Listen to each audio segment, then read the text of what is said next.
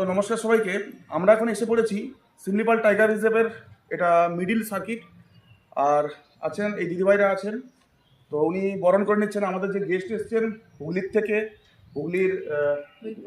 হুগলির বৈদ্যবাটি থেকে। তো সুন্দর করে বরণ।